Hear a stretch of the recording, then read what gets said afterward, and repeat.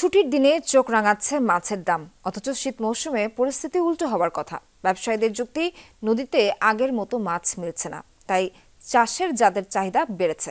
নিজের এলাকার মাছ কিনতে পারছে না হাওড়াঞ্চলের মানুষও। এই অবস্থায় পিলে চমকে উঠছে ইলিশের দাম শুনলে। 250-টিরও বেশি ডিজাইন অপশন নিয়ে ওয়ালটন স্মার্ট ফ্রিজ, বোঝে আপনার প্রয়োজন।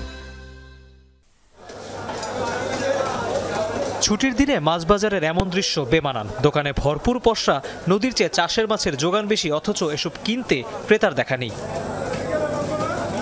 তাতে অবশ্য দামের পারদ দামেনি, উল্টো বেড়েছে। সাধারণত মধ্যবিত্তের ব্যাগে উঠে মাঝারি আকারে রুই, কাতল, মৃগেল কিংবা পাঙাশ, কই, সরপুটি, তেলাপিয়া আর পাবদা কেনার আগ্রহ কম না। কিন্তু ইলিশের দাম শুনে ভিড়মি খাচ্ছেন ক্রেতারা। 1.5 কেজি ওজন কয়েক ঘন্টা আগে ধরা হয়েছে এমন মাছের কেজি 3 থেকে 3,500 টাকা। তবে একই সাইজের কোল্ড স্টোরেজের মাছ কিনলে দর কিছুটা কম।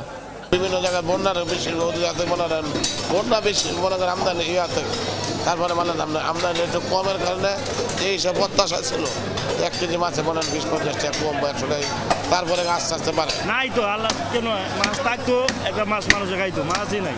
এই কয়েকটা আছে সাগরের মাছ, আর কয়েকটা আছে বরিশালের মাছ। যখন টাকা পয়সা আছে ওরা কিনতে পারবো, সাধারণ আমার মতো জনগণ কিনতে পারবো না। হাওরের মাছ খাবার অভ্যাস যেন ভুলে যাচ্ছেন স্থানীয়রা, অথচ আহরণ হচ্ছে আগের চেয়ে বেশি। জানা গেল বেশিরভাগ মাছ চলে যাচ্ছে রাজধানী সহ বিভিন্ন বড় জেলায়, তাই চাষের মাছে নির্ভর করতে হচ্ছে সবাইকে। এই সময়ে দেশীয় মাছ থাকবে বাজারে ভরপুর, ইচ্ছা মতো মাছ কিনে যাবে ক্রেতা, কিন্তু আমরা তো দেশীয় মাছের দিকে এখনো তাকাইতে পারি না। আগে খুব বেশি উঠতো, এখন একটু কমছে, এখনো পাওয়া যায় কাঁচা, ভাবদা, এবারে চিংড়ি। বোয়াল আছে 500-র উপরে আছে, গুছা আছে 700-800 কেজির উপরে, মাগুর মাছ আছে 800। পদ্মা ও মেঘনার আশপাশের জেলায় এখন নদীর মাছ মিলছে না। এখানেও চাষের দাপট, তবে দর স্বাভাবিক না। ব্যবসায়ীদের যুক্তি, কুয়াশার কারণে নদীতে কম যাচ্ছেন জেলেরা, তাই যোগানে টান পড়েছে।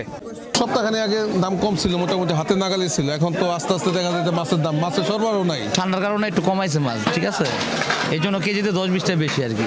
খরিদার নেই আর কি, খরিদার থাকলে বিয়া।